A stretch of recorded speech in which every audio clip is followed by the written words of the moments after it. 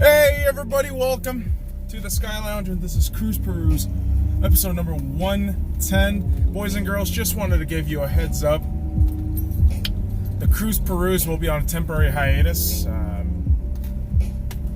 Don't need to explain why, boys and girls, but I will not be doing the Cruise Peruse segment for quite some time. The reason, I'll go ahead and let you guys know when the time comes, but today might temporarily be the last episode, but we're going to be back at it. And as for right now, though, we do got sports ball news, boys and girls, because, yes, I was out of the loop.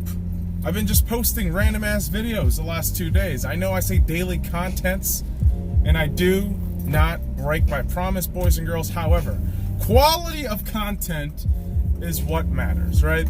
And so today, wanted to sit on down, bear witness in front of you people, and bring on the good news. Bring on some sports ball news, because that's what I'm here to do.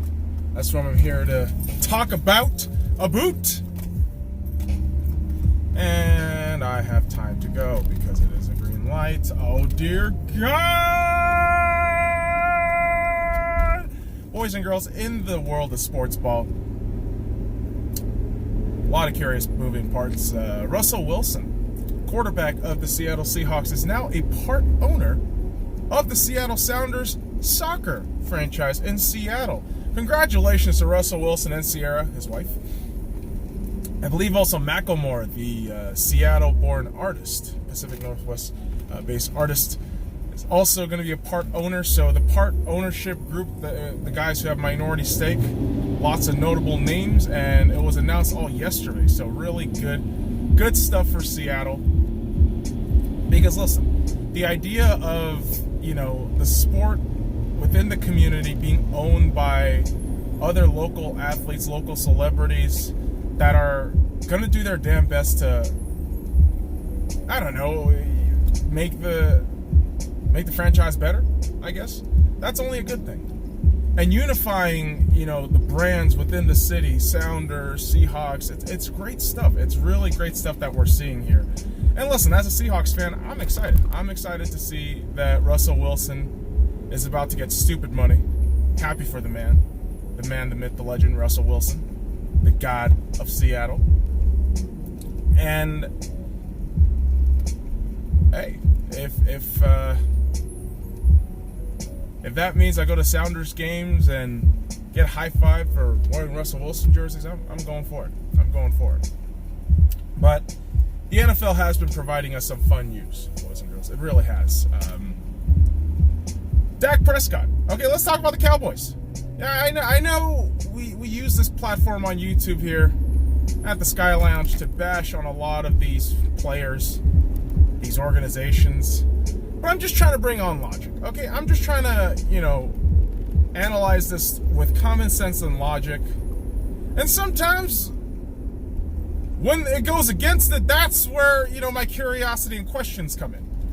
Like, how the fuck does Dak think he's worth $40 million? What the fuck? That's right, boys and girls. News came out. I don't know if it was the Cowboys camp. I don't know if it was the guys in Dak Prescott's camp that are saying Dak should be valuated at $40 million a year. What? What are we talking about? Dak, I love you. I do. I'm not going to be that fucking guy that says Dak is a terrible quarterback. I think Dak's a pretty decent quarterback. Notice the key word I said there, decent. He's not terrible. He's not bad. He's not great. But he's decent. He's serviceable. He'll get your shit done. But to suggest that man is worth $40 million, that's like saying Kirk Cousins is worth the contract he's worth. No way, Jose. That's crazy. Crazy to me. Now, the reason why I could see the logic for, either Dak's camp, who's a huge proponent for this, working, is simply this. Carson Wentz got overpaid. As much as I really rate Carson Wentz, as much as I think he is a fantastic talent, he is a franchise quarterback, he will be the face of the Eagles for years to come, he got overpaid for the amount of work or lack thereof he's done, he's overpaid. I believe, what, $35 million a year? He's been injured every season. I love Carson. I think Carson's a fantastic talent. He is honestly one of the many reasons why, and when I say many reasons, I mean young quarterbacks. He's one of the many young quarterbacks that have been elevating the face of the NFL, has been really rebranding the NFL from this run and defense league to quarterback friendly, quarterback, parade, movement that's been going on in the NFL. And boys and girls, you can deny it all you want, but we have to realize, I believe that the NFL is leaning more towards a quarterback friendly league because there's depth in quarterback talent now. There isn't this fucking, just a handful of good quarterbacks. There's a really wide range of good quarterbacks in the league now. And so because of that, unfortunately, it sets a precedence for, a lot of these quarterbacks to get paid and overpaid. So Carson Wentz being in that category of being overpaid, it's unfortunate for Eagles fans, and it's fortunate for, guys like Dak Prescott who can use that precedence to get more money. But when you say Dak Prescott $40 million, I have to laugh and scoff and question that very idea. Like, what the fuck are you talking about? Dak isn't $40 million. You're not going to sink $40 million into a quarterback of that caliber for the Cowboys organization when you have clearly other pieces you have to pay up. You do. Amari Cooper. Zeke. As much as I've been saying, listen, you can also look into the option of trading Zeke. You should try to pay Zeke if you can. You also got guys on defense. I believe Byron Jones. Is he one of those guys? I'm just saying, man, the Cowboys are facing kind of a difficult situation because of great scouting. And I've said this before, as much as you could bitch at the Cowboys, the one thing you can't deny is they can draft. They can just damn well draft, and unfortunate for them, they got a lot of pieces to pay. But if you pay Dak Prescott $40 fucking million, you're only screwing yourself over. That's what I believe. And as much as I do rate Dak, I think Dak's a decent quarterback. There are plenty of quarterbacks I will reject over Dak. That's simply it. But simultaneously, you're not paying him $40 fucking million, man. That's just not it. That's just crazy talk. And I don't know where that narrative's coming from. I truly don't know, boys and girls. But if you're a Cowboys fan, you got to be frustrated. I would imagine you guys are fucking frustrated because from the Zeke talk to Dak's ridiculous wage demand, I don't know. I really don't know. Can you keep this team together? Or will, prima donna, money-wanting nature destroy the Cowboys? I don't know. And to me, that poses such a curious dynamic because, yeah, if you pay Dak and you leave Zeke out of it, get a couple of assets for a trade, how are you going to handle the next season and the season after that? What are you going to do? These are the questions, boys and girls. I don't have the answers. I don't. If I did, I'd be a fucking GM. What the fuck? I'm here to post questions because questions are how we get to the honest truth and get to some level of self-assessment and self-identity, right? Because for the longest time, the Cowboys have been a very run-oriented team, right? They're not depending on Dak to throw those fucking long balls over to Allen Hurns, who they released, Cole Beasley, who's gone. They got Witten back, but really? Witten? At this age, what the fuck? Granted, I do think the Cowboys defense is fantastic. It's just that offense is I think it's just going to be inconsistent. And if you pay Dak, I think it's just going to be dare I say it, boys and girls, it's going to be a tombstone for any Cowboys Super Bowl ambitions. I truly do believe that. You sink all that money into a quarterback, you're only going to cripple your own organization. Especially for a quarterback who, like I said, he's not a top 10 quarterback in the league. As much as I like Dak, he's just not. He's just not. He's not a top 5, for God's sakes. What the fuck? And I know you deranged Cowboys fans like Skip Bayless likes to think that he is, but no, stop it. Skip! Stop it. The NFL has become a breeding ground of fun news, right? Like the fact that Rock Nation, the company that Jay-Z owns, will partner up with the NFL to have a social justice and entertainment partnership. Not sure what the fuck that is. Is it a consultation thing? I didn't really look into the article. I just read the headline, boys and girls. I know we're not supposed to do that. We're supposed to look into the facts, but I got lazy. But lots of curiosity with this because, you know, you got Rock Nation involved with the Brooklyn Nets, you know, basketball team. Now you got them involved with the NFL, which, you know, the question pops up with Kaepernick. How are they going to handle the Kaepernick situation? Well, I don't know. I honestly don't know. Will he be back in the league? Maybe. I'm not 100%. I'm one of those people, though. I truly don't care about the politics in this matter. I've said this multiple times. I just think Colin Kaepernick is, by and large, a mediocre-ass quarterback.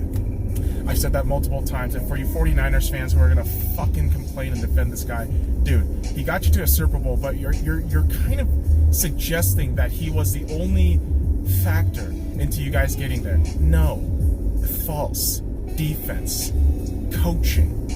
All the other things culminated into you guys getting to the Super Bowl. Not just fucking Colin Kaepernick. Get the fuck out of here. To me, Kaepernick is a mediocre-ass quarterback who needed politics. Who needed politics as an agenda and as an attention grabber when his game has been steadily and sharply declining. I don't rate him at all as a quarterback. I think getting him back in the league would be a joke. Put him in the XFL first. Why not? If he wants to be a joke, might as well put him in a joke league. Sorry, Colin Kaepernick. I really don't think you're a fucking hero. I just think you're an attention whore who has gone about his protest all wrong. And I'm not an idiot. I'm not blind to the issue of social injustice, racial injustice in the world, in the United States, right? But simultaneously, the way he's approached it is the idea that everyone's doing it. But it's not true. It's not true. And this is why I always say leave politics out of sports. Because most of the times, most of you motherfuckers have no idea what you're talking about. You don't get the facts right. You just talk about this from your feelings. And that's a real shame. That's a real shame. And that's what I hope Rock Nation can address, you know, laying down some facts. And this is my personal want. It's not something that they're actually going to do, or I don't know if they're going to do. But my personal wish is for a company like Rock Nation to spread awareness and education as to what's actually going on, the facts of the matter. Not every police officer wants to kill black males. Okay? That's simply the facts. Okay?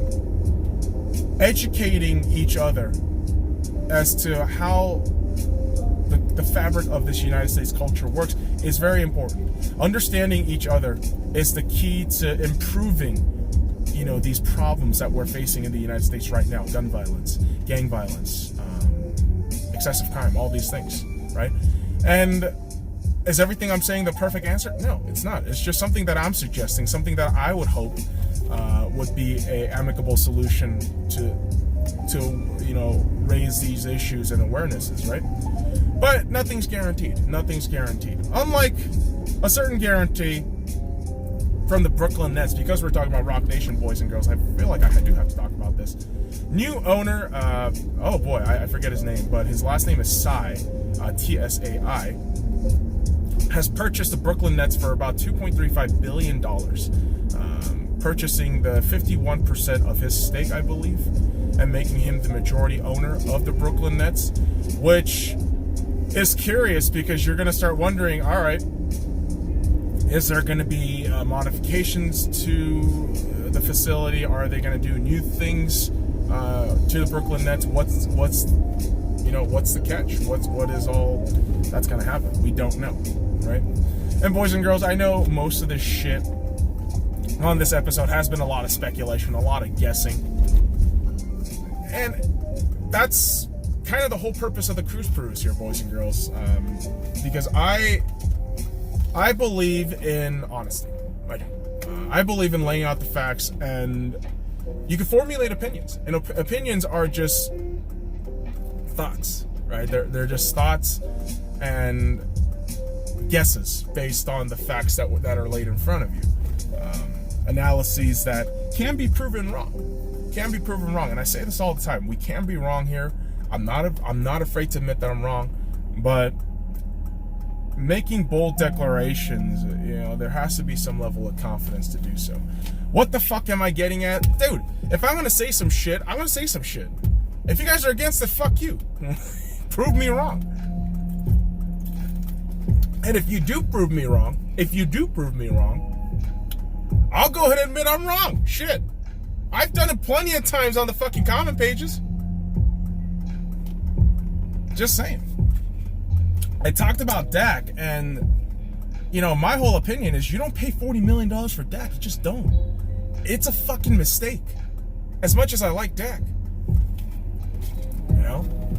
With Rock Nation, who the fuck knows if, Dak, who the fuck knows if Rock Nation is going to be a great liaison for all the crazy social injustices brought forth by the NFL and the world. I don't know. Is it going to be a perfect, partnership? I don't know. I really don't. Is the acquisition of the Brooklyn Nets going to be a detriment for the Nets or a positive? I don't know. We don't know the future. All we can do at this point, boys and girls, is look at the facts, look at the circumstances, look at the context of the situation, and make guesses, make assumptions based on all the evidence. And for me, it's just pointing out fun shit. That's what I do. Boys and girls, with all the 110 episodes that we had recorded for the Cruise Peruse, and with this indefinite hiatus, I will miss doing this for quite some time. And it's because it's not because I like flexing my vocabulary. It's not. It's because I love discussing the intricacies of sports. Because it's not just beautiful narrative, it's not just the physical play, it's all the stuff in between, behind the scenes, that fascinates me, that brings up great points of conversation. And that's why we love sports. That's why I love doing these Cruise Peruses. And like I said, for the time being, we're going to be on hiatus. I'm going to figure out a new fun way to do kind of a daily segment for YouTube on a different segment, right? So it's going to be something new that I'm going to put out very soon. But eventually in the future, it's going to be a hybrid. But you know what? It's enough talking about it, because I'm going to go ahead and show you guys within the next few days. So I'm excited. At the same time, a little nervous for doing something new, boys and girls, because you know what I like. I like consistency. I like a little conservatism. I don't fucking know. But change is a coming, boys and girls. And sometimes we get scared for it. Sometimes it might not be perfect, but we got to be ready. So follow me at the Sky Lounge, and all links in the description below. Like, comment, subscribe for more daily contents, boys and girls. Fuck off.